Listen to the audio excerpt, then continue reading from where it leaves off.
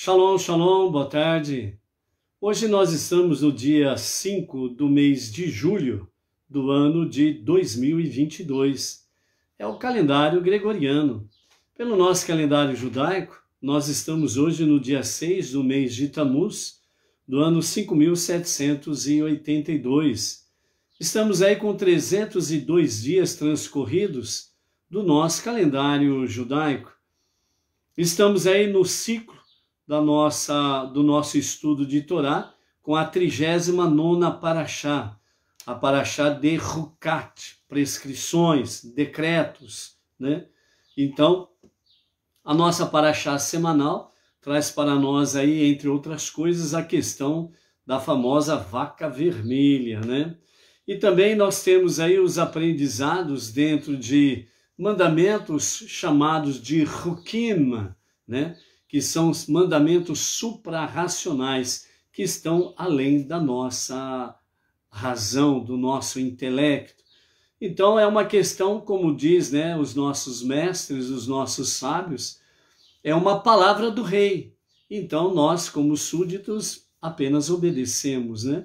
Então é onde nós aprendemos aí a soberania daquele que é Olam Rabá, né?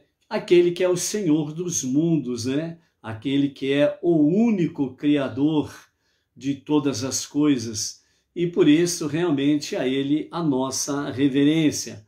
O único Deus, o único Salvador, o único caminho que nos leva para a redenção final com o Mashiach.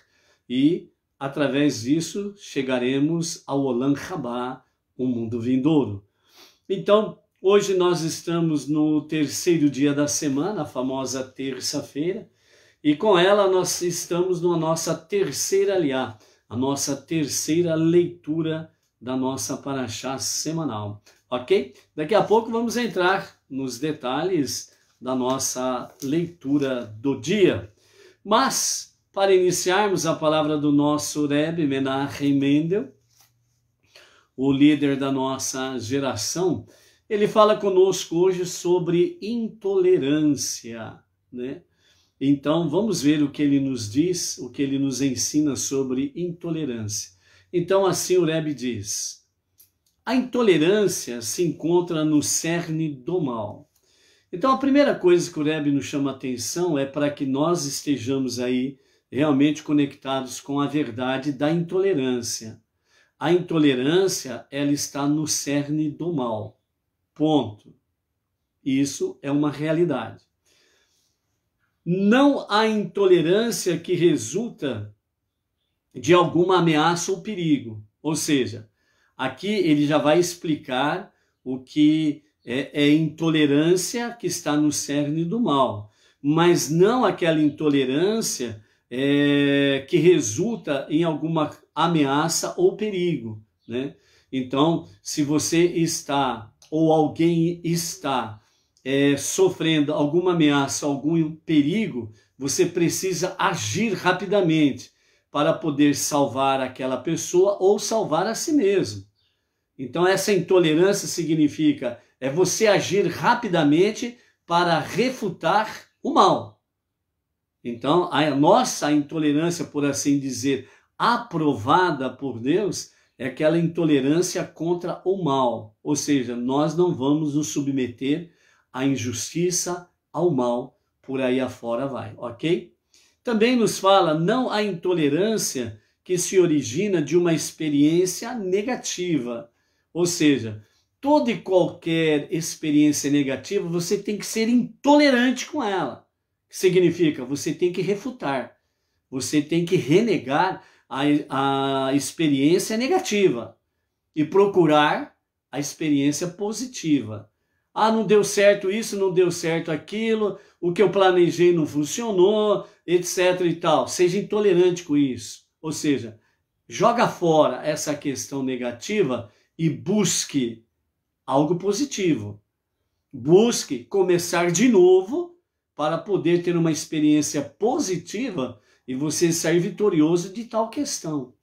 Então aqui a intolerância de uma experiência negativa é você não aceitar e não se subjugar a uma experiência negativa. Joga fora, não vai te servir mesmo.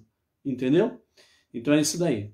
Então, simplesmente, a intolerância para com outro ser que ousa existir, que ousa diminuir o espaço do universo deixado para você. Isto é intolerância sem causa. Então vejam bem, agora nós vimos primeira parte que o Rebbe nos diz. Intolerância é algo que está no cerne do mal, ponto. Então nós sabemos que a intolerância ela é algo do mal. Ok, ponto. Mas na sequência, o nosso Rebbe Menachem Mendel, o nosso mestre, o nosso professor da nossa geração, a nossa liderança, ele nos fala, ele não está dizendo da intolerância que você precisa reagir diante de uma situação de ameaça ou de perigo.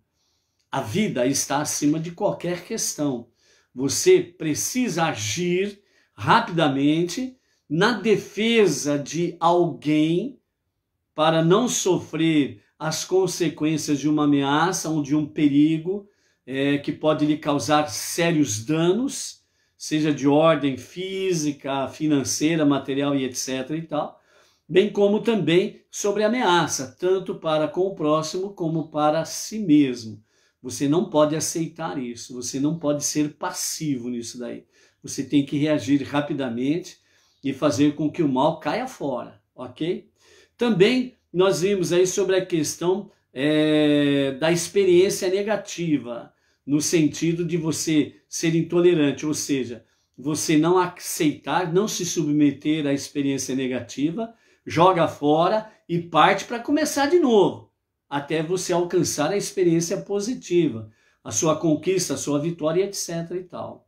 Agora, aqui o Rebbe diz assim, sobre a intolerância para com outro ser.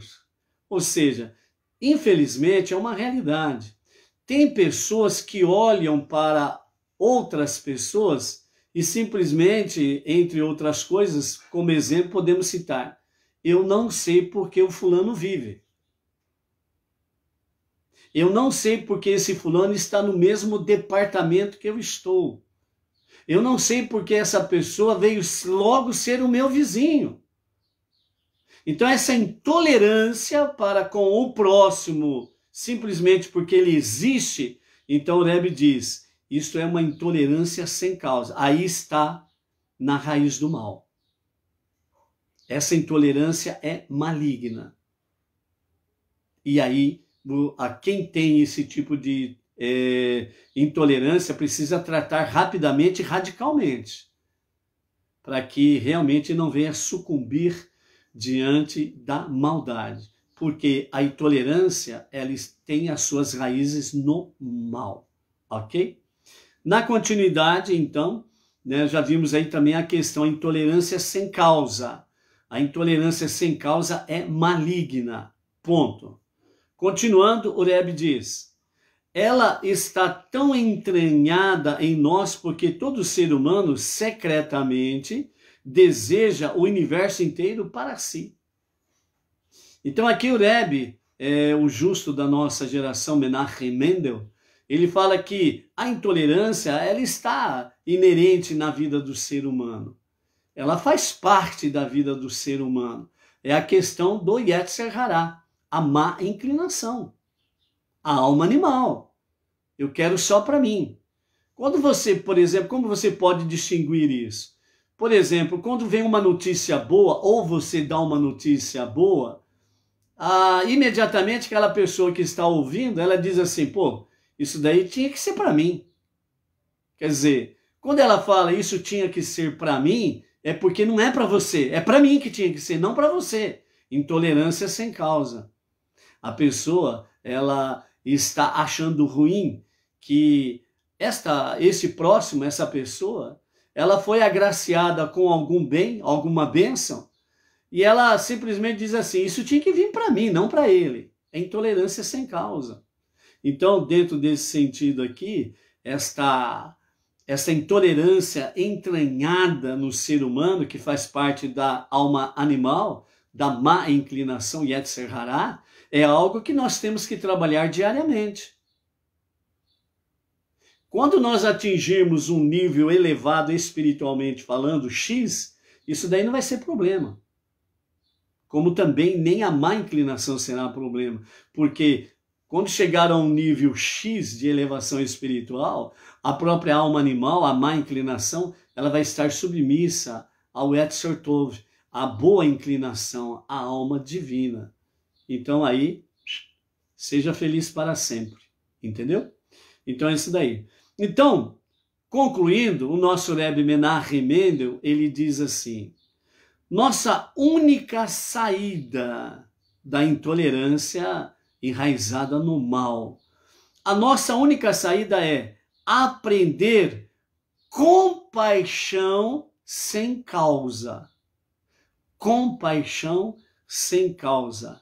Ou seja, gostar do próximo apenas porque esse próximo, ele existe, como você existe.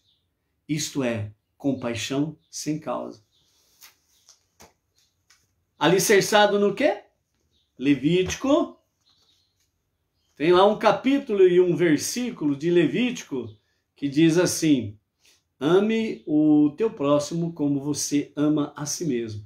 Isto é, compaixão sem causa. Se alguém souber aí qual é o capítulo, qual é o versículo de Levítico, pode postar aí, tá bom? Vamos ver aí se estão aplicados, hein? Os queridos alunos e as queridas alunas, hein? Onde que está escrito isso daí? Ok? Baruch Hashem. Então, a nossa saudação de hoje, enquanto vocês vão aí digitando, né? Qual é o capítulo e o versículo de Levítico que fala ame o teu próximo como a ti mesmo, ok?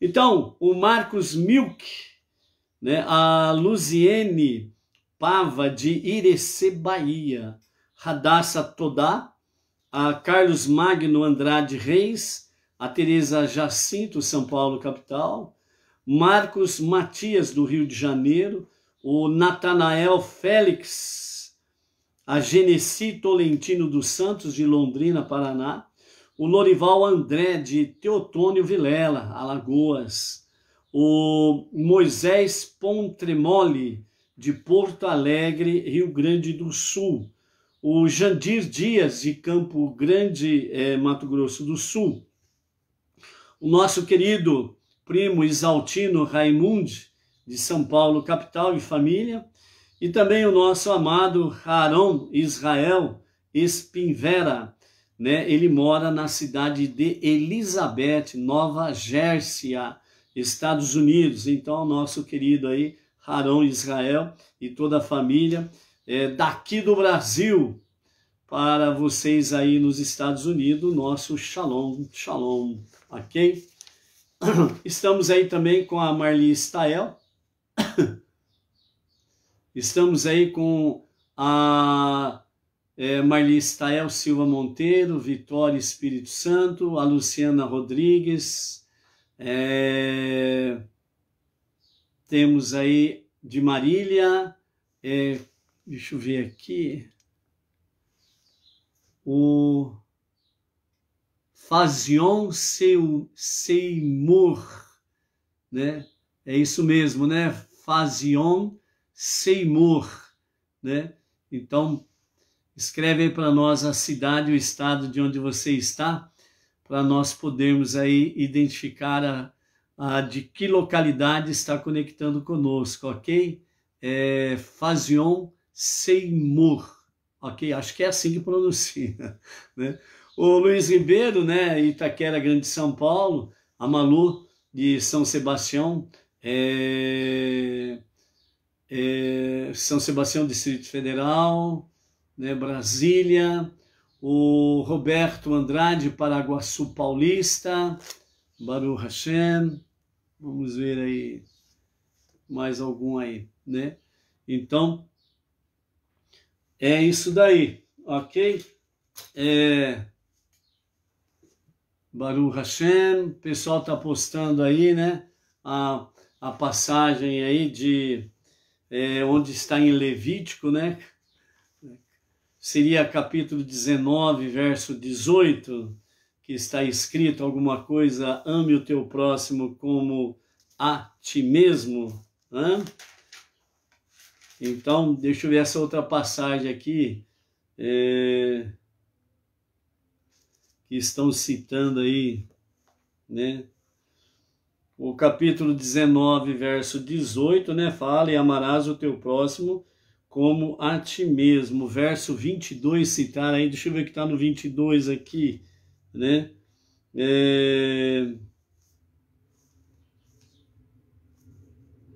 Ok.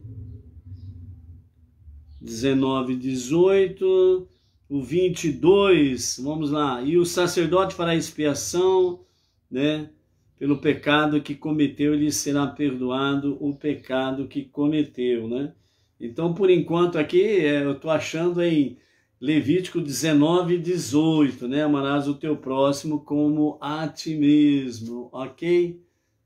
Aonde que mais aí estão falando? A Maria Isabel Gouveia, de Lucélia, interior de São Paulo, Baruch Hashem, né? Chegando por aí também, ok? É isso daí. Então, amados, a nossa terceira aliada de hoje, né? A nossa porção do dia de hoje está no livro de Números, né? Nós estamos aí no capítulo 20, do verso 7 até o verso 13, que corresponde à nossa terceira aliá.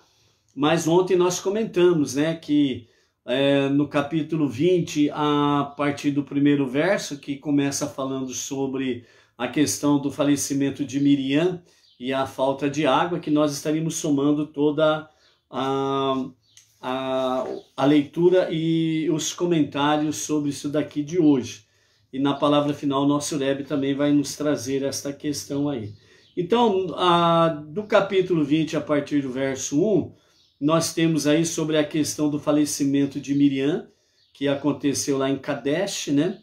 E a partir do momento que ela faleceu, então o poço, né, de água de Miriam secou. Então o povo ficou sem água, novamente se rebelam contra Moshe, falam um monte de abobrinhas, etc. e tal, né? Abobrinhas, pepinos e por aí afora vai, né? Que lembram lá do Egito e reclamam novamente, né? Sobre isso daí. Então nós temos aí que quando o povo reclama, novamente eles falam sobre figos, videiras e romãs, né? A mesma desculpa dos 10 espias. Quando os 10 espias voltaram, né, de inspecionar a terra prometida, eles trouxeram apenas figos, né, uvas e romãs. Mas as questões básicas, como o trigo, por exemplo, a cevada, eles não levaram, né? Onde eles alegaram, né, no seu relatório negativo, pessimista, eles alegaram que a terra dava apenas figos, uvas e romãs.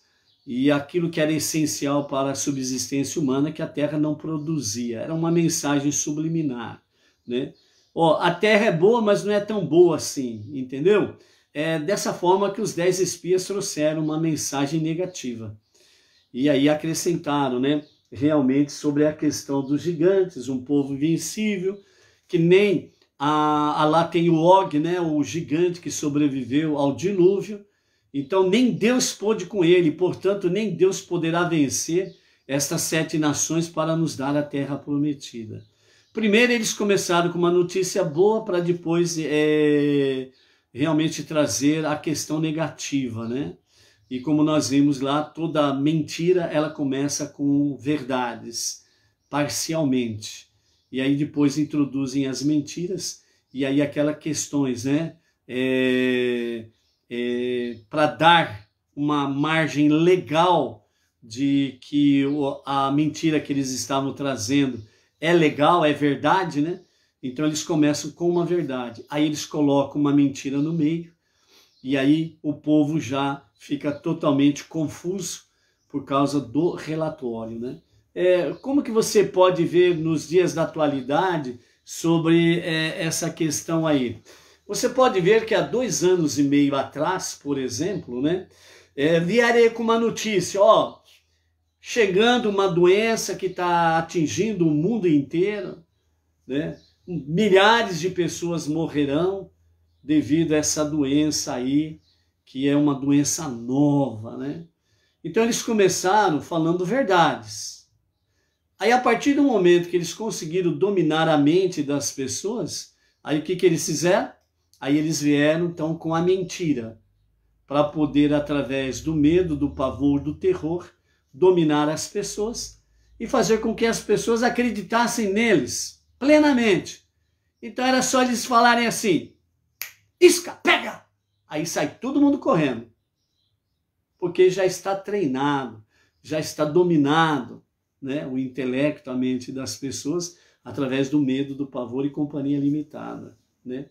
E hoje nós estamos vendo aí nos 4 cantos, né, do nosso planeta, muitos cientistas e muitos médicos renomados que estão falando aí o perigo em que as pessoas estão correndo por causa do experimento, certo? Então vejam bem como que as pessoas que têm uma tendência a trazer o mal sobre o próximo, eles são assim. Eles começam com meias verdades, verdades parciais, aí conquistou a confiança das pessoas, aí eles entram com a mentira. Aí as pessoas acreditam piamente que aquela mentira é verdade e que a verdade é mentira. Nós experimentamos isso nesses 2 anos e meio. E graças a Deus as máscaras estão caindo rapidamente, ok? Muitas pessoas aí estão perdendo, realmente pessoas, né, de renome, estão perdendo entes queridos porque eles defenderam uma mentira e agora fica feio para eles falarem, né? Eu defendi a mentira como se fosse verdade e hoje eu estou sentindo na pele a perca dos meus entes queridos, entendeu? Então é assim que agem realmente as pessoas que amam a mentira e querem dominar as pessoas pela força, pelo medo, pelo terror, pelo pavor, entendeu? Porque as pessoas, esses tipos de perversos, eles querem tirar das pessoas a consciência de Deus, a consciência de confiar absolutamente em Deus, acima de tudo e de todos. E quando eles conseguem atingir isto na mente das pessoas, então aí nós vemos o que são os abusos que nós estamos vendo aí nos quadrantes da Terra, entendeu? Então, nesse sentido aí, né, amados, nós temos aí, mais uma vez, o efeito, né? A palavra final do nosso Rebbe de hoje, ele vai falar sobre as implicações, né, das nossas ações. Ou seja, dentro desse aspecto aí, o nosso Rebbe Menachem Mendel, ele mostra para nós exatamente as consequências, né, desta ação. Então, nós ficamos aí no nosso dia a dia, muitas vezes sem refletir sobre as nossas ações, que é exatamente o que? Entre elas, o que nós falamos, o que nós defendemos, sem fundamento dentro da Torá, sem fundamento na verdade. E aí as consequências são terríveis. Mais uma vez aqui nós vemos as consequências dos 10 espias lá atrás. Vejam bem que passaram-se 40 anos. O que está acontecendo aqui neste momento, nessa Parashá Hukat, que nós estamos vivenciando, são exatamente 40 anos após a rebelião dos 10 espiões. E o efeito continua aqui, em que o povo se rebela contra Moshe, porque Miriam morreu e o poço de água de Miriam secou. E o povo se revolta contra Moshe e Arão e novamente voltam a falar dos figos, das uvas e das romãs. A mesma coisa que os 10 espiões falaram lá atrás. A mesma coisa que os 10 espiões levaram da terra prometida para o povo. Figos, uvas e romãs. Mostrando que realmente a terra produz excelentes frutos. Estes são os seus frutos. Ou seja, eles estavam mostrando os frutos, frutos excelentes, segundo os nossos sábios. Dos 10 espias, 8 estavam transportando o cacho de uva. Imagine o tamanho. E os outros 2 espias, um levava uma romã e o outro levava um figo. Imagine a dimensão de cada romã e de cada figo. Então eles trouxeram uma verdade parcial, o povo viu, acreditou e passou a confiar no relatório dos 10 espiões. E olha, mesmo depois de 40 anos, o efeito negativo das ações dos 10 espiões. Então é a mesma coisa, a história se repete. Por isso você precisa estar atento aos verdadeiros sinais. Quando você perceber, seja quem for, que quer tirar de você a consciência de Deus e a consciência de família, pode ser a pessoa mais importante na face da terra. Não acredite. Ela está totalmente contra Deus e contra os planos divinos. Certo? Então, cuidado com isso daí. Não caia nas armadilhas dos perversos. Ok? E aí, então, nós vamos para a questão de Miriam, que falece e o poço seca, né? Então, no versículo 7 do versículo 13, nós temos aí Deus falando a Moshe, dizendo: pegue o bastão e junto com o seu irmão Arão, vocês reunirão a congregação. Na presença deles, fale com a pedra que estava dentro do poço de Miriam, aquela que sempre produzia água, e ela produzirá água. Você produzirá água para eles desta pedra e permitirá que a congregação e seus animais bebam. Moshe pegou o bastão da frente de Deus e com ele, como ele o havia ordenado. Moshe e Arão reuniram a congregação em frente à pedra, mas eles não descobriram com qual pedra falar, porque havia mais de uma pedra. O povo começou a zombar, porque eles falavam com a pedra e a água não saía. Então o povo começou a zombar, e isso obviamente foi irritando Moshe. Então ele lhes disse: escutem, seus rebeldes. Quer dizer, Moshe disse aos os que estavam zombando: escutem, seus rebeldes, como podemos tirar água para vocês desta pedra, se essa não é a pedra certa?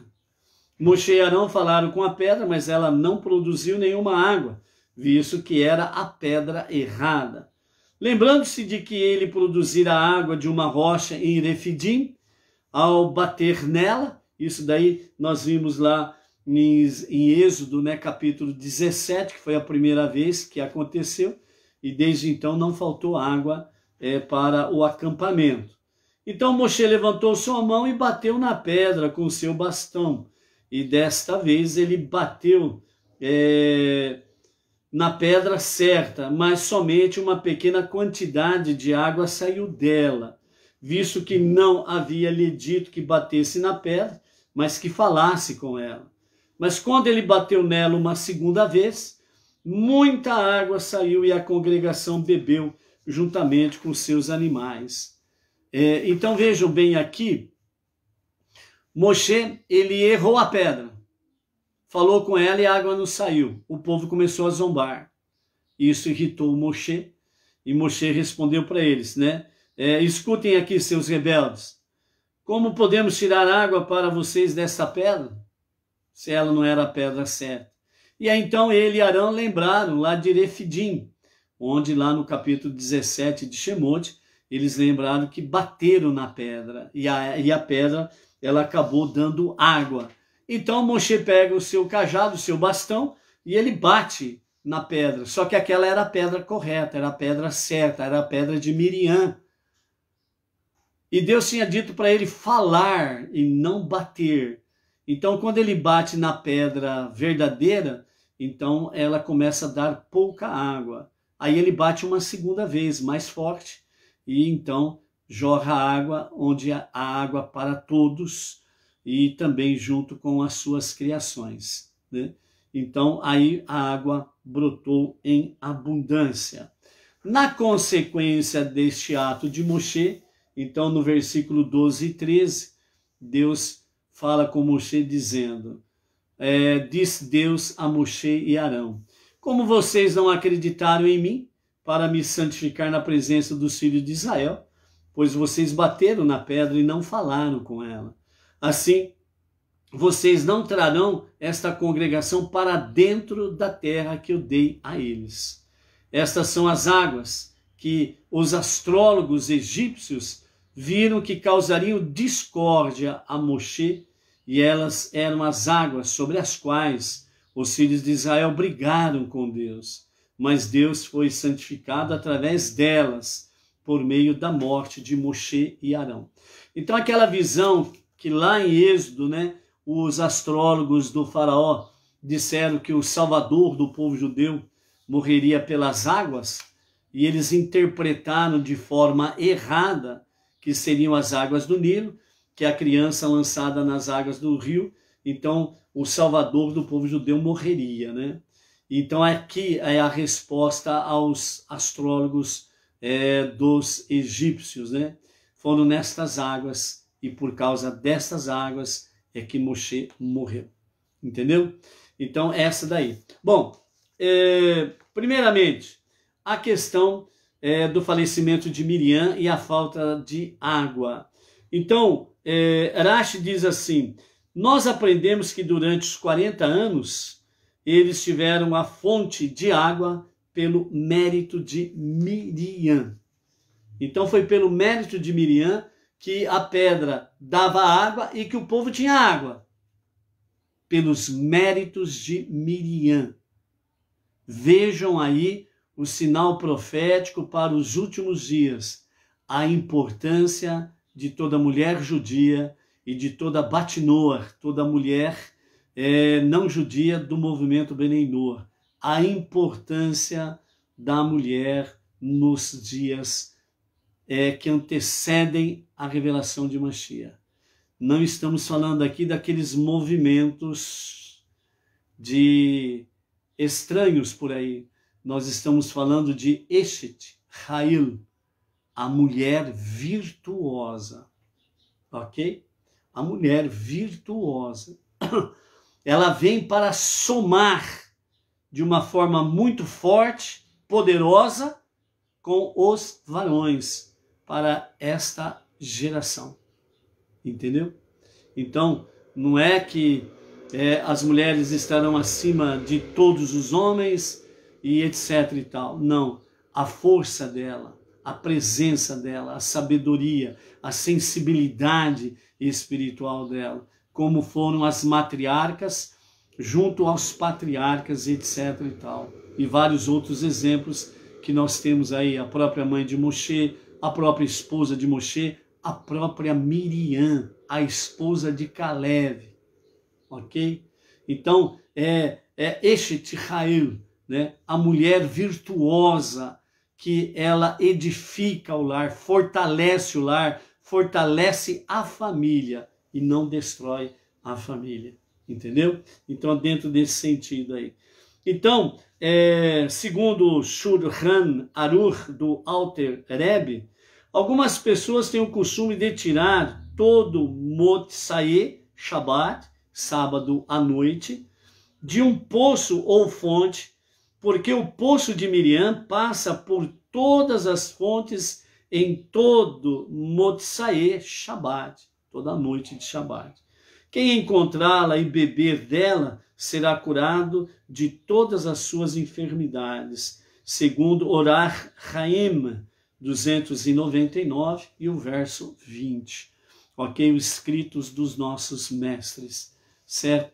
Então aqui, segundo Shulchan Aruch do Alter Rebbe, o poço de Miriam, ou as águas de Miriam, elas passam por todas as fontes nos 4 ventos do nosso planeta.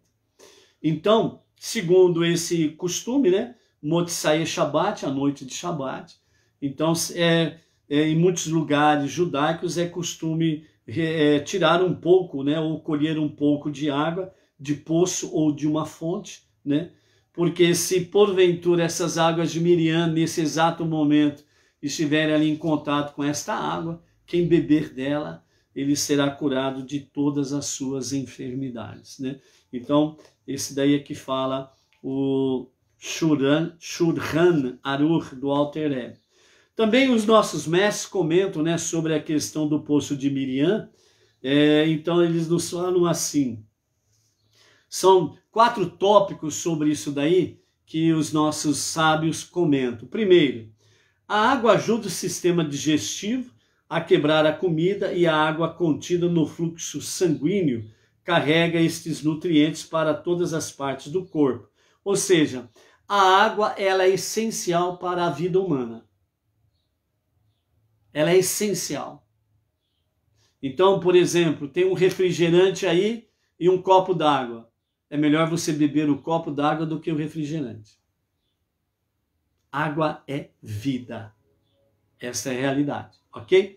Então, né, a água faz esse grande benefício em todo o sistema digestivo do ser humano, enquanto que os refrigerantes não fazem, ok? Então, dessa forma, isso representa a missão de todas as mulheres judias e Batinoar. Fazer com que a fonte de água viva, qual é a fonte de água viva? A Torá. Nutra todos os segmentos do povo judeu e do povo Benei Noach, até mesmo aqueles que a desconhecem totalmente. Assim, nós vemos que, mesmo no Egito, Miriam se devotou às crianças pequenas e seus esforços heróicos levaram à anulação do decreto do faraó contra as crianças. Consequentemente, foi em seu mérito que o poço de água surgiu, uma vez que a água representa a disseminação universal da Torá.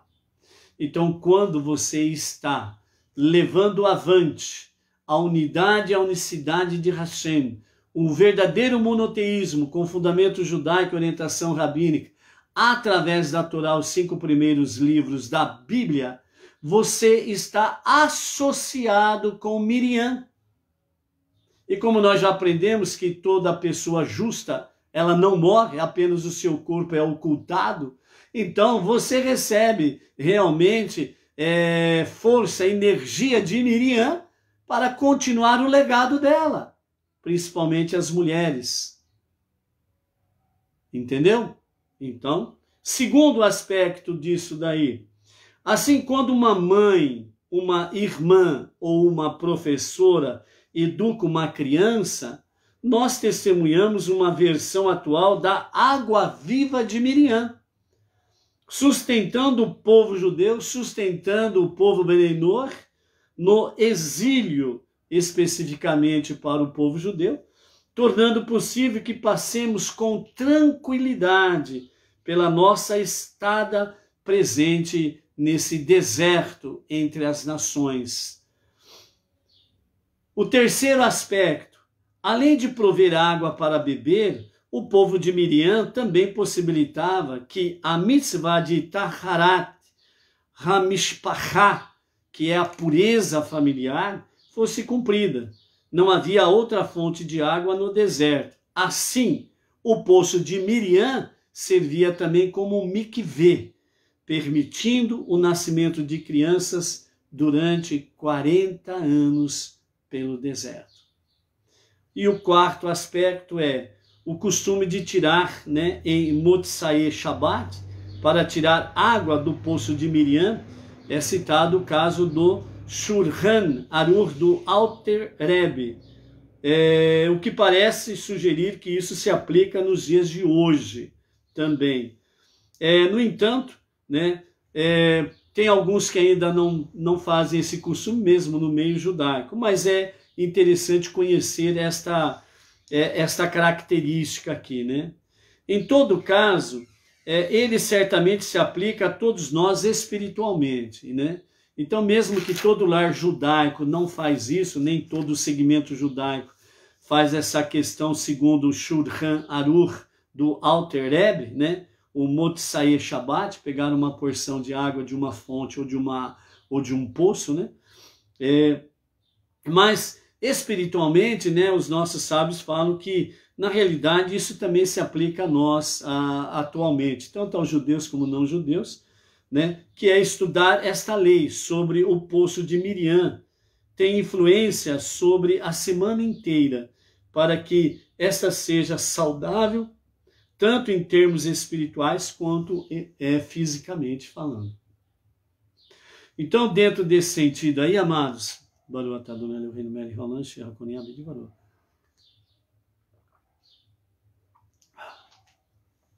então, dentro desse aspecto aí, o que nós temos é a Miriam e os seus méritos. Então, Miriam, de uma forma muito bem viva e eficaz, né, ela representa, né, somando com o exemplo das matriarcas e das demais mulheres pela história bíblica judaica através dos milênios, né, até a presente data, a esposa do nosso Rebbe, por exemplo, também, né?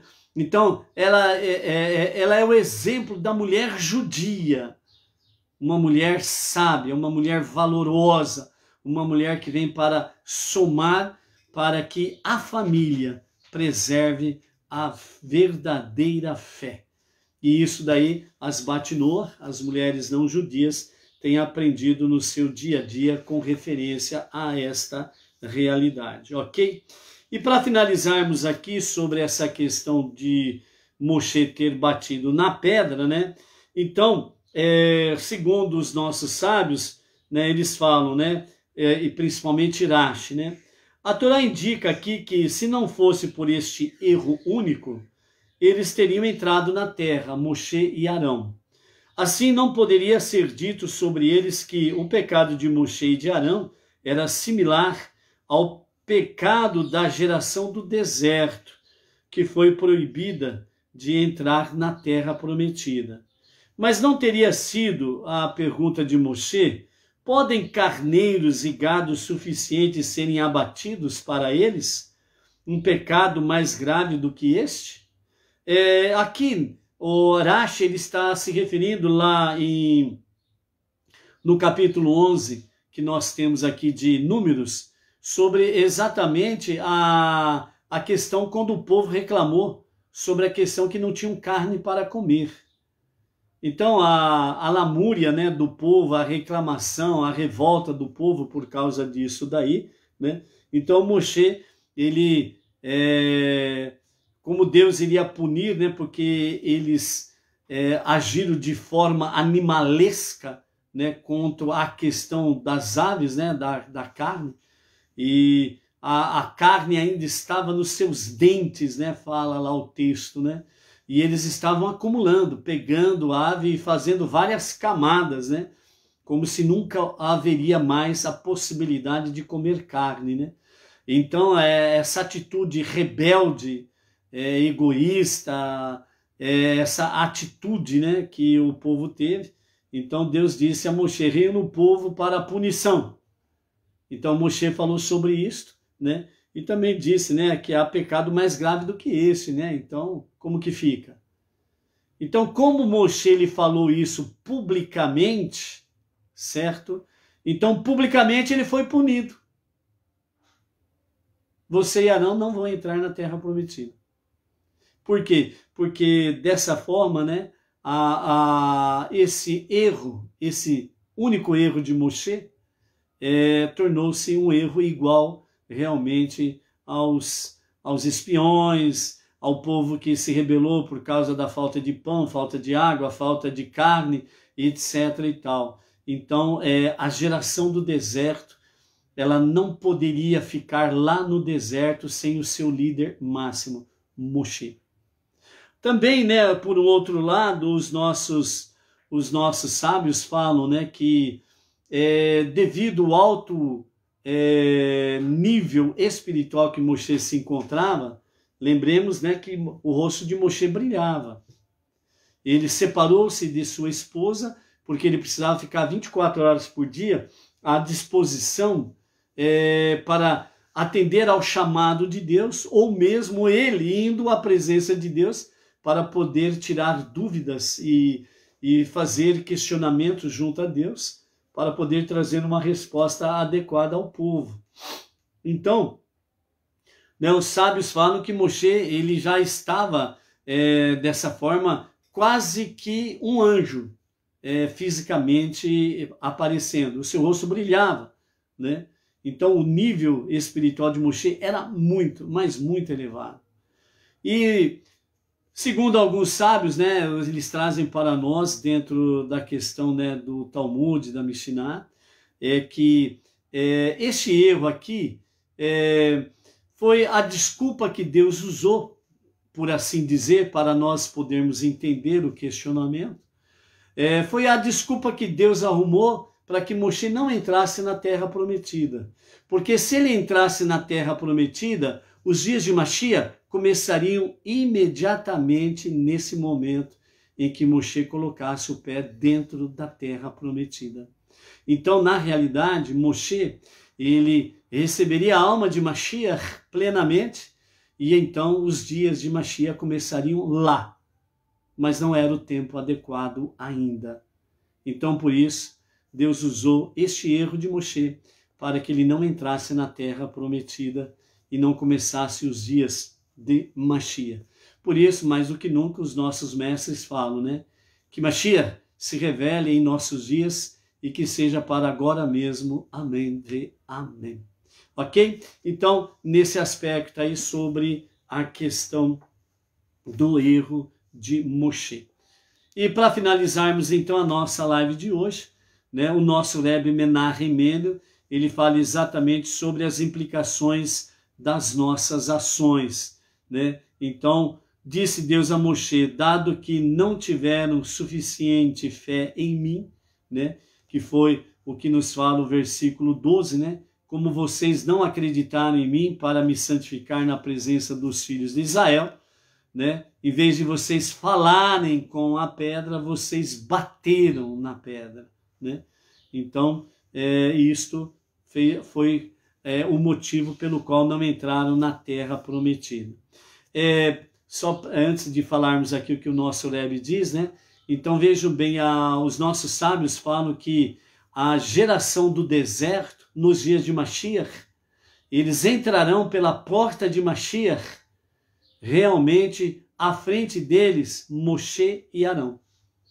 Ok? Então, ao atuar, os líderes judeus devem basear sua conduta em como suas ações irão inspirar o público a ter uma maior devoção à Torá e a seus caminhos. Por mais que tenham várias outras racionalizações que justifiquem a sua conduta. De maneira análoga, quando interagimos com os demais, sempre devemos considerar o potencial impacto que nossas palavras ou ações possam ter no tocante à atitude deles em relação ao povo judeu, em relação aos Bnei Noach em geral e em relação à mensagem da Torá em particular. Ou seja, nós temos que ver o seguinte, nós temos um relacionamento com as pessoas de forma pública. Então, as nossas palavras e ações, nós temos que pesar muito bem antes de executar. E também no campo particular, nós temos aí a relação com a mensagem da Torá.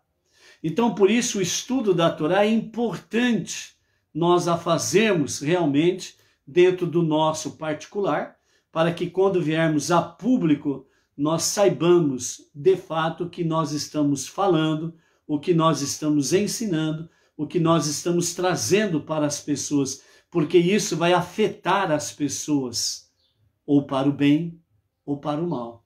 Então, por isso, você tem que tomar muito cuidado, porque nem tudo que brilha é luz, nem tudo que reluz é ouro.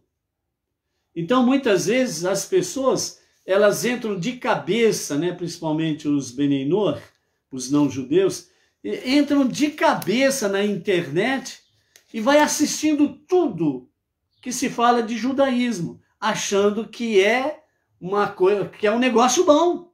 E não é. Não é. Tem muita gente por aí que são falsos rabinos. Tem muita gente aí que domina muito bem o hebraico e faz uma salada com as coisas de idolatria e companhia limitada, que chega até provar para você que a idolatria é certa. Usando o hebraico, usando os textos bíblicos e trazendo palavras no hebraico, e prova para você que a idolatria é boa, é certa.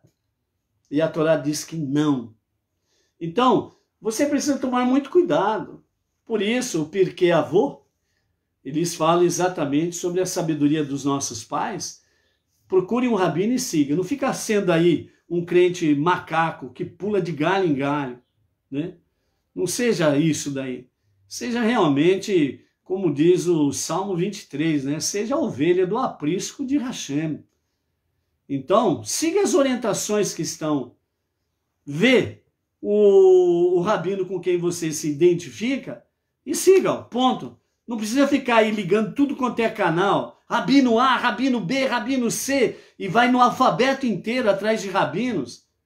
Aí daqui a pouco você fica perguntando, por que isso? Por que aquilo? Por que o fulano fala, por que o rabino fala isso? Por que o rabino fala aquilo?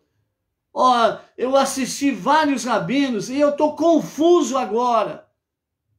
Ué, você estava precisando de leite que mandou você comer macarronada. Passo a passo, no seu compasso, filho. Não adianta nada você, né, chegar aí e falar, ó, eu tenho uma biblioteca judaica na minha casa que é coisa assustadora, né? E por isso, eu sou muito inteligente entre os comuns. Que beleza, hein?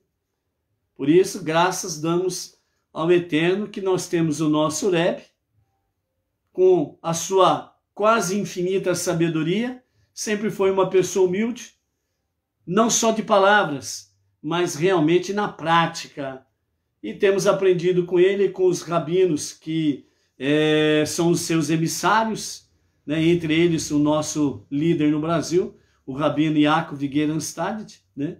E aí nós aprendemos, mesmo que saibamos muita coisa, mas nós aprendemos a não perder a humildade para estarmos entre as pessoas comuns, para podermos levar a elas a luz da Torá, a água límpida da Torá, para que juntos possamos ser participantes dos dias da redenção final com Mashiach, para podermos entrar no Olam Rabá, o mundo vindouro. Então, amados, nós precisamos tomar muito cuidado, que tem muita gente se fantasiando de rabino por aí, não é, entendeu? Então, cuidado com isso daí. Né? É perigoso. E depois que a pessoa ela entra aí numa paranoia intelectual, né? E aí só psiquiatra para cuidar dele, né?